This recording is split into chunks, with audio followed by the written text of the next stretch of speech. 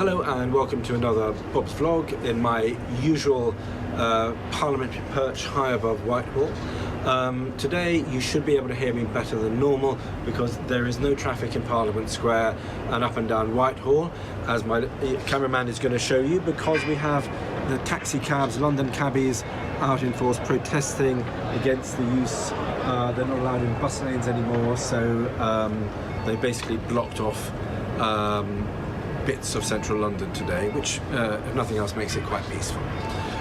Just wanted to do a quick Bob's vlog on the island plan, because today I've written my response to the consultation, to the island plan consultation.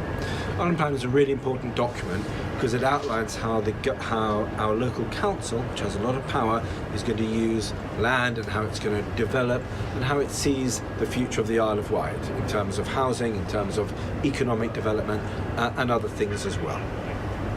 There's lots of good in it. It talks about making sure we have shopping areas in towns rather than out of town malls. It talks about a shared path along the West Wight, about connectivity between the Island Line and Steam Railway, about community-led planning, about conserving and enhancing our environment, about a commitment to dark skies, and about a commitment to open spaces. So there's lots of it that's good, and I thank the council officers and councillors for their time.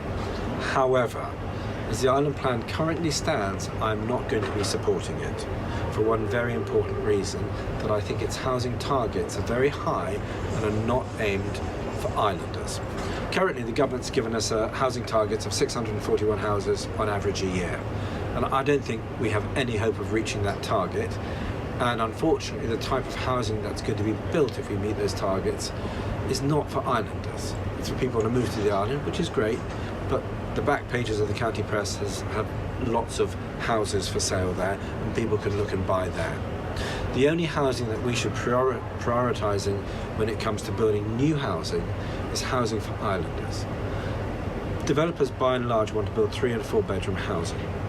We need 1 and 2 bedroom properties on the island, both for young islanders trying to get on the housing ladder and also for old folk who want to downsize.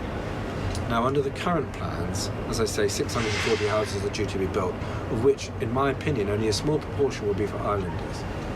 I want to see that target halved, nearer 200 to 300 homes per year, but I want a lot of that to be council built. So I do support council, and we need a new era of council building, no question about that. I want a lot of it to be council built, and I want almost all of that new housing stock to be for the island and for islanders, specifically young islanders, but islanders of all ages.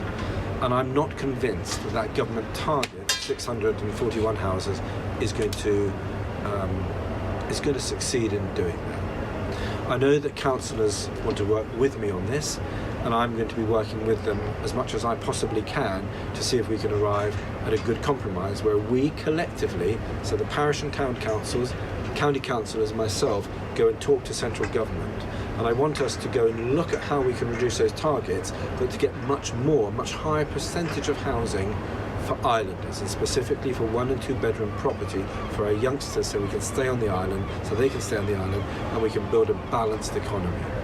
And the way we're going to do that is by pleading exceptional circumstance. And there's lots of good reasons for doing that. For example, it costs more to build a house on the island than on the mainland because we have to import so much of the material.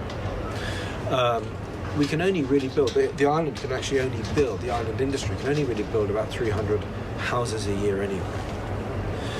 We don't have much of population growth on the island, so we don't actually need that many new houses. But we have got a housing list where a few thousand people are on that housing list, and we need to get that housing waiting list down.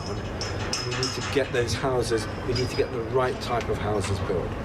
And for me, the island plan isn't quite there when it comes to getting the right sort of housing in the right numbers and also in the right places, because at the moment the council plan indicates thousands of new homes to be built on greenfield sites. And again, that for me is not acceptable because it damages our tourism economy. So, I've sent in my consultation response today. I don't support the island plan as it currently stands. I look forward to supporting a renewed island plan when there are some changes made to it and I'm going to be working with the council, our excellent councillors and the council officer team to see if we can make those changes, and it might be at that stage that I will then support the island plan.